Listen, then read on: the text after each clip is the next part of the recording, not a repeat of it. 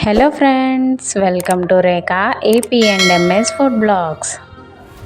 ఈరోజైతే సరికొత్త వంటకంతో మళ్ళీ మీ ముందుకైతే వచ్చేసానండి. అదే ఎగ్ దమ్ బిర్యానీ.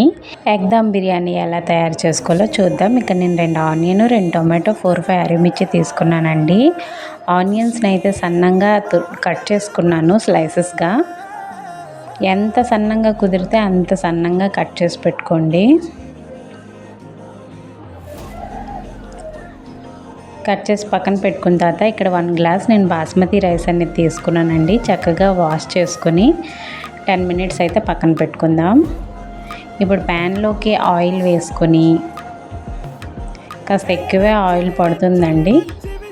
మనం కట్ చేసి పెట్టుకున్న ఆనియన్ స్లైస్ని కూడా వేసి గోల్డెన్ బ్రౌన్ కలర్ వచ్చే వరకు కాస్త ఎక్కువగానే ఫ్రై చేసి పక్కన పెట్టుకుందాం. ఇప్పుడు అదే ఆయిల్లోకి ఇక్కడ 3 ఎగ్స్ అనేవి నేను బాయిల్ చేసి తీసుకున్నానండి. ఎగ్స్ని కూడా మనము గోల్డెన్ బ్రౌన్ కలర్ వచ్చే వరకు అయితే ఫ్రై చేసుకుందామండి. కాస్త హల్దీ వేసుకుంటే ఇంకా చక్కగా రెడ్గా కనిపిస్తాయి. ఫ్రై చేసి పక్కన పెట్టుకుందాం. ఇప్పుడు రైస్ అయితే ప్రిపేర్ చేసుకుందామండి. హీట్ వాటర్ వేసుకుని అందులో ఒక బిర్యానీ ఆకు, కడా మసాలా అంటే దాల్చిన చెక్క, లవంగాలు, సాజీరా అన్నీ వేసుకొని, 1 స్పూన్ సాల్ట్, కాస్త ఆయిల్ కూడా వేసుకొని ఒకసారి అయితే కలుపుకుందామండి. వాటర్ హీట్ అయిన తర్వాత 1/2 లెమన్ కూడా పిండుకుందాం. తర్వాత హీట్ అయింది కదా, వాటరు మనం నానబెట్టుకున్న రైస్ని అయితే వేసుకొని ఒకసారి కలుపుకుందామండి. కలుపుకున్న తర్వాత రైస్ అయితే 75% ఉడికితే సరిపోతుంది. ఎక్కువగా ఉడకన అవసరం లేదు. పొడి పొడిగా ఎంత చక్కగా తయారైంది కదా.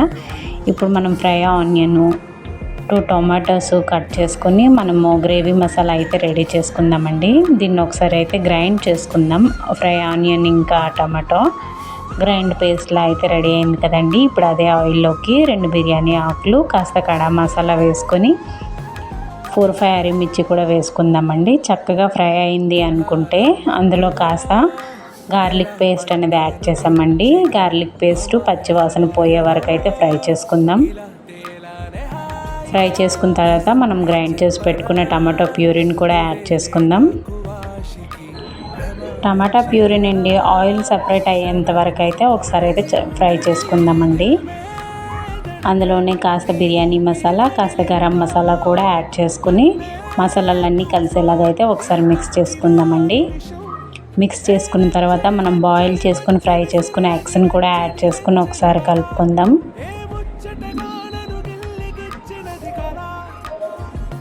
ఇక్కడ గ్రేవీ కోసం అయితే నేను కాస్త వాటర్ అనేది యాడ్ చేశానండి.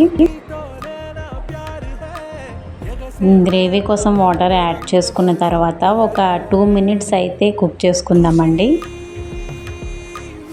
మన గ్రేవీ అయితే రెడీ అయిపోయిందండి. ఇప్పుడు అందులోనే మనం ఉడకబెట్టి పక్కన పెట్టుకున్న రైస్ని కూడా ప్యాన్లోకి వేసుకుందాం. అంతా స్ప్రెడ్ చేసుకుందామండి. రైస్ని బాగా స్ప్రెడ్ చేసుకున్న తర్వాత సన్నంగా తురిమిన కొత్తిమీరని అయితే పైనుండి గార్నిష్ చేసుకుంటున్నానండి.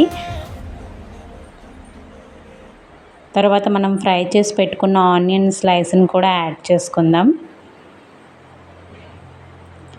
యాడ్ చేసిన తర్వాత ఇక నేను ఫుడ్ కలర్ అనేది కాస్త యాడ్ చేశానండి. కావాలంటే మీరు స్కిప్ చేయొచ్చు. గ్యాస్ని సిమ్లో పెట్టుకొని బిర్యానీకి అయితే 10 మినిట్స్ వరకు దమ్ ఇచ్చుకుందామండి. గ్యాస్ ఆఫ్ చేసుకున్న తర్వాత వెంటనే తీయొద్దు.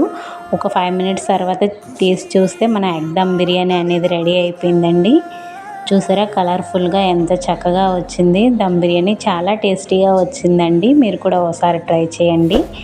ఈ వీడియో కనుక మీకు నచ్చినట్లయితే like, share and subscribe. Thanks for watching.